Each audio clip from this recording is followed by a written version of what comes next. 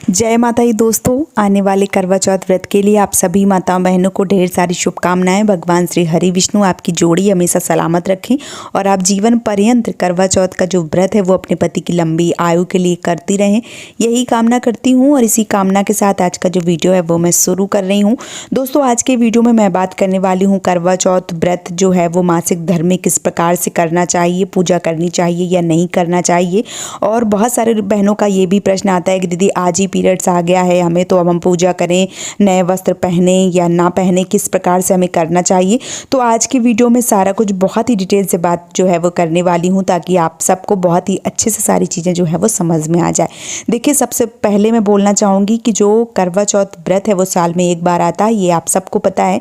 उसी दौरान बहुत सारी बहनों को पीरियड्स जो है वो भी आ जाता है, मासिक धर्म जो है उससे गुजरती हैं। और कई बार क्या होता है कि बहुत सारी बहनें हैं, जैसे मान लीजिए इस बार जो करवा चौथ है वो 1 तारीख को रखा जाएगा। बहुत सारी बहनों का जो डेट है वो 2 है, 3 है, 4 जो है वो इस प्रकार से है।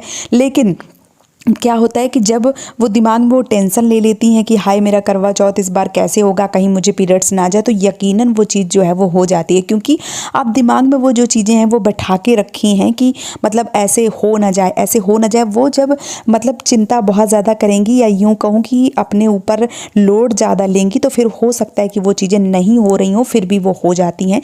तो सबसे पहले वो कोई मतलब ऐसा ना करें कि बहुत ज़्यादा दिमाग में प्रेशर बनाएं कि ये चीज़ें जो है वो क्यों कैसे, मतलब ये चीज़ें दिमाग में बिल्कुल भी ना लाएं, क्योंकि ये प्रकृति की देन है, एकदम से नेचुरल है, वो आना ही आना है।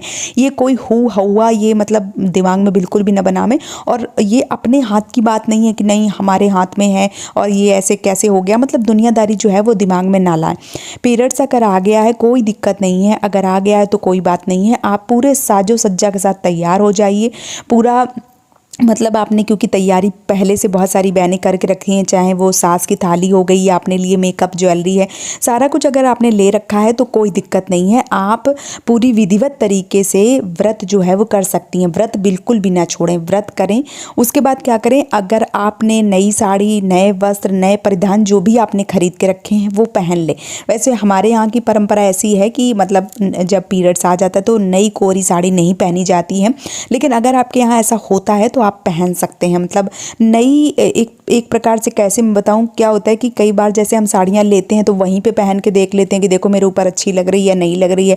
तो अभी नियम जो है वो बदल गए। ऐसे में आप क्या करें, आप नई साड़ी भी धारण कर सकती हैं, नए जो भी श्रृंगार की चीज़ें ले आए वो सब कुछ पहन सकती हैं। बस सूखा वाला जो सिंदूर होता है वो बहुत ज़्यादा उत्तम होता है और वो नहीं छूना चाहिए। बहुत सारे लोग बोलेंगे कि नहीं छू लेना चाहिए, मैं आपसे यहाँ पे बोलूँगी कि जो सूखा वाला सिंदूर होता है वो आप बिल्कुल भी ना छुएं।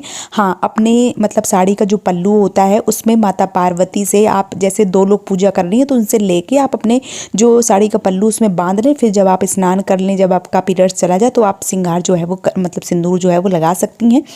ऐसे में आपको सूखा वाला सिंदूर नहीं लेना चाहिए। इसके लिए एक उपाय है। इसके लिए उपाय ये है कि आप लिक्विड वाला सिंदूर जो है वो लगाएं। आप सूखा वाला सिंदूर जो है वो, खास करके पीला वाला सिंदूर जो है वो अपने माथे पे इस दिन ना सजाएं। आप लिक्विड वाला लाल कलर का जो सिंदूर है वो ज़रूर सजा लें। अच्छा, और बाकी चीज़ें जैसे चूड़ियाँ हो गई या जैसे मैंने बता दी साड़ी वगैरह हो गया, जो भी चीज़ें हैं आलता वगैरह, वो सारा साजो सज्जा जो है वो आप कर सकती हैं, पूरी तैयारी कर सकती हैं। और किस प्रकार से आपको करना है, मान लीजिए जैसे माता पार्वती हो गई और भगवान भोलेनाथ, साथ ही साथ कैलेंडर लगा के बहुत सारे लोग जैसे पूजा करते हैं, तो वो आपको पूजा नहीं करनी चाहिए। जो करवा है वो नहीं बदलने चाहिए। आपको क्या करना चाहिए, आपको पूरी विधिवत व्रत जो है वो करना चाहिए। उसके बाद जो चांद देव हैं उनको छलनी से वैसे देख सकती हैं।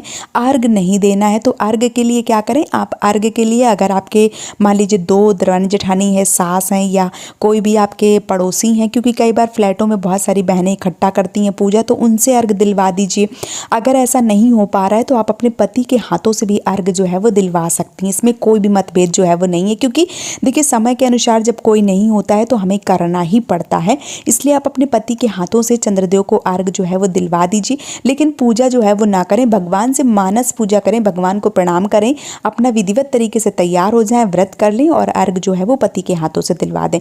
इसके बाद क्या करना है, इसके बाद अपने पति की पूजा जो है वो पूर्णतया करें, जैसे तिलक लगाना है उनको, उनके पैर धोना है, उनको पैर छूना है या दक्षिणा देना है, या जो बहुत सारी बहनें हैं, देखिए अलग अलग नियम जो है वो हो जाते हैं। बहुत सारी बहनें जो हैं वो इस दिन सिंदूर भी लगाती हैं अपने पति के हाथों में। बहुत सारे लोगों का ऐसा मानना है कि पति से सिंदूर नहीं लगवाना चाहिए क्योंकि पति 2 ही बार सिंदूर लगाते हैं, तो ऐसा नहीं होता है।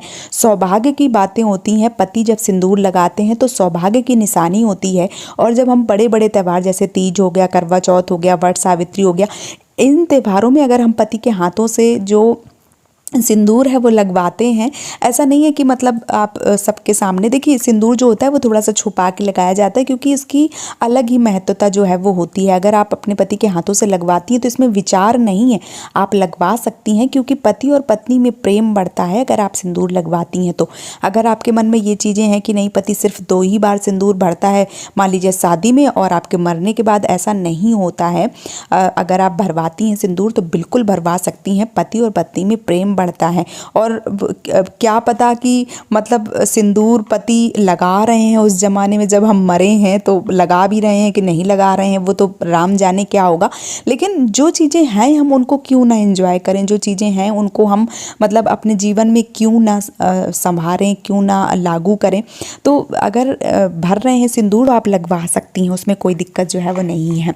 साथ ही साथ जो बहनें, मतलब कई बार बहनें कमेंट करती हैं कि दीदी जो पीरियड्स है वो मेरा आज ही आ गया या मेरा 2 दिन हुआ है, 3 दिन हुआ है, तो क्या मैं पूजा कर सकती हूँ या नहीं कर सकती हूँ। तो देखिए जो हमारी धार्मिक पुस्तकें हैं उसमें रजस्वला धर्म के सिर्फ 3 दिन का वर्णन किया गया है, कोई 5 दिन, 7 दिन, 10 दिन का वर्णन नहीं है। महिलाएं जो हैं वो रजस्वला धर्म में आती हैं तो 3 दिन तक अशुद्धि की अवस्था में रहती हैं, ऐसा वर्णन किया गया है। तो ऐसे में आप 3 दिन तक पूजा ना करें।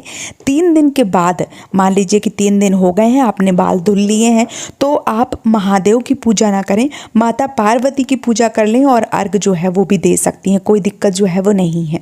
अगर मान लीजिए कि आपको 5वां दिन है या आपको 7वां दिन है तो आप पूरी विधिवत तरीके से महादेव की भी पूजा कर सकती हैं, माता पार्वती की भी पूजा कर सकती हैं, अर्घ भी दे सकती हैं, सिंदूर भी लगा सकती हैं, जो भी आप करना चाहें कर सकती हैं। लेकिन करवा चौथ व्रत में सिर्फ 3 दिन का विधान बताया गया है कि 3 दिन में आप पूजा कर सकती हैं, 3 दिन में आप व्रत कर सकती हैं, 3 दिन में अर्घ दे सकती हैं, कोई दिक्कत कोई परेशानी जो है वो नहीं है। करवा चौथ में बहुत सारी बहनें हैं जो बाल वगैरह नहीं धोती हैं। अगर आपका 3रा दिन है तो आप बाल धोएं, क्योंकि बालों को किस प्रकार से धोना चाहिए, देखिए मैंने बताया कि जब कोई बड़े बड़े त्यौहार आते हैं खास करके पति के लिए, तो आगे की तरफ झुका के ना धुलें।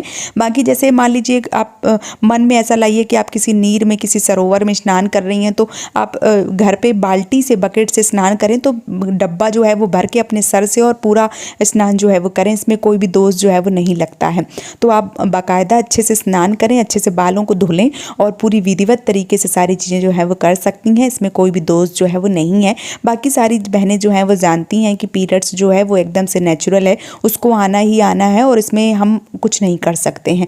तो आप लोग परेशान बिल्कुल भी ना हो। आने वाली 1 नवंबर को जो करवा चौथ का व्रत है वो पूरी विधिवत तरीके से आप लोग कीजिए और अपने पति की आयु जो है वो लंबी कीजिए। उम्मीद करती हूँ कि आज का वीडियो आप सबको बहुत ही अच्छे से समझ में आ गया होगा। अगर आपके मन में कोई प्रश्न है तो आप मुझे कमेंट सेक्शन में पूछिए, और अगर वीडियो पसंद आए तो आप मुझे सपोर्ट कर सकते हैं इस चैनल को सब्सक्राइब करके। सभी माताओं बहनों को एक बार फिर से करवा चौथ व्रत की ढेर सारी शुभकामनाएं। जय माता दी।